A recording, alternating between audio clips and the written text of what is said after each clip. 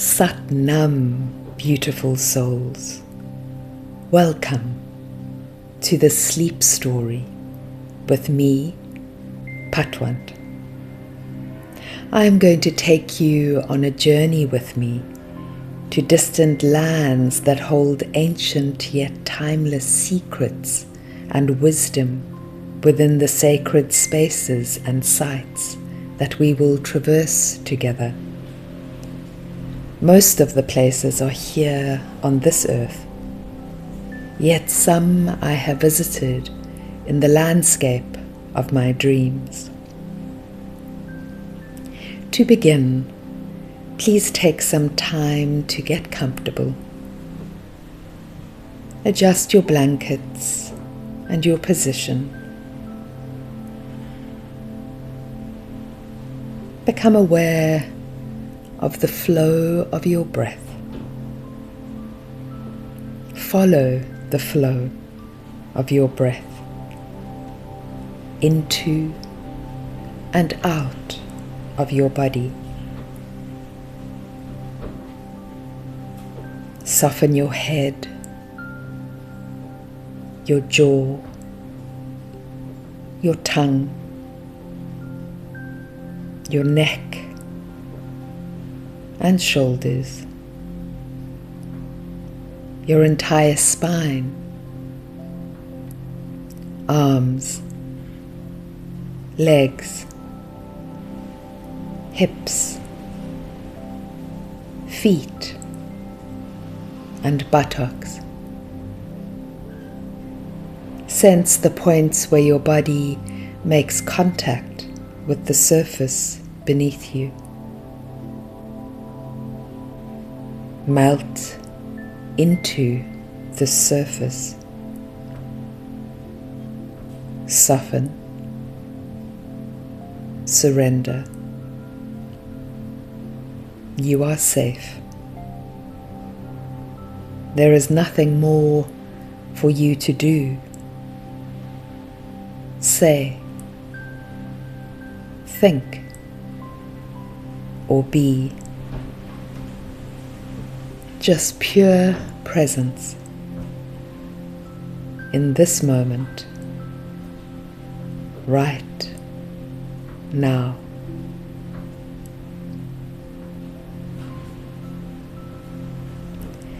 We begin our journey arriving at Sri Guru Ramdas Ji International Airport. It is named after Guru Ramdas, who is the fourth Sikh Guru and the founder of the city of Amritsar, where we have landed. Our group of 8 is minus 5 pieces of luggage that got lost somewhere between a mad dash for our flight in Ethiopia en route to Delhi. At Delhi airport, we reunited with Antonia, who flew in from France, and our dear organizer Abhiji and her son Shiva Baby. The mother and son duo had already dipped down for an adventure in South India. With our sense of humour still intact, we all levitated off to the domestic terminal in Delhi to teleport off to Amritsar via a domestic flight. Colourful turbans and big beards dotted our new landscape. Our steeped in history guest house Ranjit Svasa was like stepping into another world. Its history stretches back 7 generations, and every available nook and cranny reflects an eclectic collection of precious memories, rich heritage, and a well-preserved history.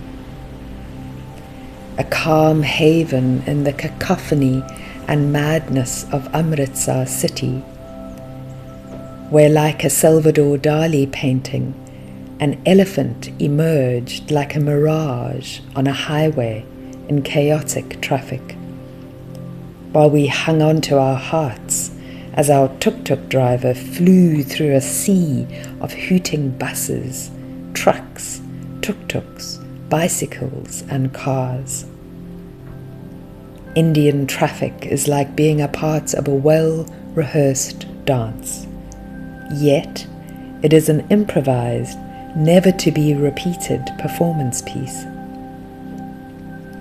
Spiritual lessons abound in Indian traffic, far more than hours of meditation on a yoga mat could ever give you. If you are meant to live, you will live. If you are meant to die, you will die. It's always refreshingly surprising and exhilarating to realize you have survived. Abby G, like Mary Poppins with her bottomless bag, handed out an endless supply of white clothes to all of us for our first visit to the Golden Temple, also known as the Sri Harmandir Sahib Ji, which essentially means House of God. We didn't know when and if we would see our luggage again. It didn't seem to dampen anyone's spirits. We were in India and together. Who needed sleep or luggage? We were on an adventure of a lifetime and savouring every juicy moment and all that it brought us. This trip had been years in the making. We were originally meant to go in 2020, but borders closed 2 weeks before we were meant to leave, just as the pandemic hit the world. It took us another 2 years to get here, which definitely wouldn't have happened without the unrelentingly dedicated, meticulous, masterful magic that Abby G weaved. She made sure she would get us here. By the time we got to the Golden Temple, it was dark. The temple starts pulling you in from your heart long before you actually enter. It's quite magical at night. The white marble and golden domes are lit up with a flood of lights, and the chanting of continuous mantras by live musicians pulses throughout the temple complex. It thrives and hums with life and high vibrational energy. The energy of the sacred place is tangible. Step by step, our bare feet are cooled by the soothing white marble. This temple is immaculately clean. All heads are covered in reverence. Our hearts are blasted wide open as we float around the entire nectar tank, as if in a daze or another dimension. We sit on the cool marble around the sarovar, the nectar tank, where koi fish with good karma swim as we meditate. The sarovar is a large pool in the center of the temple complex. Its design symbolizes equality, unity, selfless service, and purity, all inherent in Sikhism. It is said that the sarovar's water has healing qualities and can cleanse and heal you. The sarovar is fed by an underground river, so the water is continuously replenished. Devotees often take a dip in the sarovar as an act of purification, as well as to receive spiritual blessings.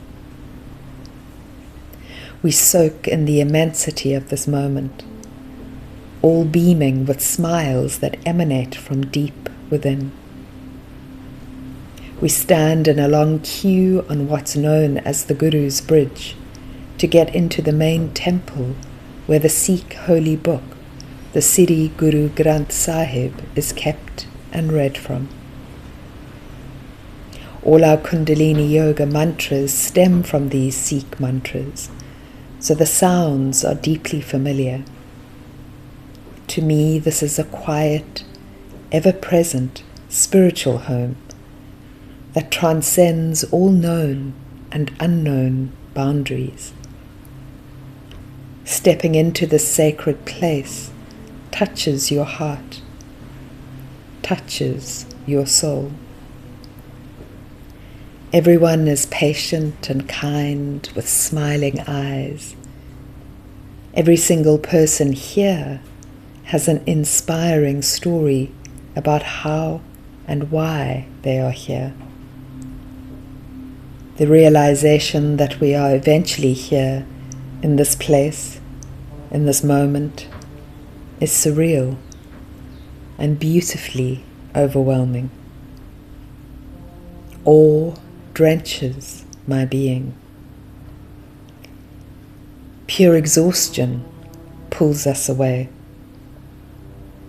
After receiving and savoring our first warm prasad into the palms of our hands, we eat our first shared vegetarian dinner in India at Brothers Daha, which is in close proximity and walking distance from the temple. It was a much-needed, grounding, delicious feast of flavors that we enthusiastically devoured. We needed to sleep. Sleep washed over me in a series of hypnotic waves, a merging of rocking aeroplanes, tuk-tuks, chanting, turbans, hooting, mantras, colour, laughter, spices, dogs, an elephant, and pollution. Mother India winked, held, shook, soothed, and rocked us in her ever-evocative embrace. The next day we were tired and had a slow, gentle morning. Our intention was to go to the Langar Hall for lunch. It is attached to the temple. This is an incredibly slick, organized and well-run free community kitchen that feeds over 100,000 people a day. It's the largest community kitchen in the world and is run solely by donations and savor, selfless service. We visited the temple again in daylight and sat and meditated on a marble platform under the shade of a tree. This is where Guru Ram Das Ji sat and oversaw the building of the temple in the 1500s. It is directly opposite the central main golden temple that we entered the night before. From this side, where we were sitting behind a veil of hanging leaves, it looked like the temple was hovering above the water. As you enter the Langar Hall complex, you are welcomed by the clattering of thousands of stainless steel plates. You are handed one and ushered up 2 flights of stairs into a top floor building that is divided into lines. We sat on the floor in one of these lines, where men with huge pots on wheels served us of delicious lunch that comprised of dal, subji, mixed vegetables, chapati, and kheer, a sticky rice pudding. It is open 24 hours a day, 7 days a week. Once you are done, you are ushered out so the next group of people can be seated. Guru Nanak, the first Sikh Guru, initiated the first Langar Hall in the 1400s, which shattered the class barrier. People from all walks of life sat and still sit next to each other and share a meal, where no one is more important than anyone else. After the Langar Hall, we wandered the intriguing narrow streets and shops of the old town of Amritsar. The next day, we were heading for the foothills of the Himalayas and catching an early train to Dehradun and then a bus from Dehradun to Rishikesh. On my first visit to Amritsar in 2011, we stayed in a hotel within walking distance of the Golden Temple. I would wake up at 4 a.m. and walk over to the temple and make my way across the Guru's Bridge and up a narrow staircase to the rooftop that floats above the Sarovar. I would meditate here as the sun rose. The reflection of the sunlight on the gold is otherworldly, and the pulse of the rhythmic mantras below transporting. It is in these moments of pure bliss that I am assured that I have done something right in this lifetime or some other distant lifetime that makes any other previous challenge, struggle, or torment beyond worth it. We still hadn't been reunited with our luggage yet. It would eventually find its way to us through a jungle in the middle of the night. Please join me for the next chapter in this story. Satnam.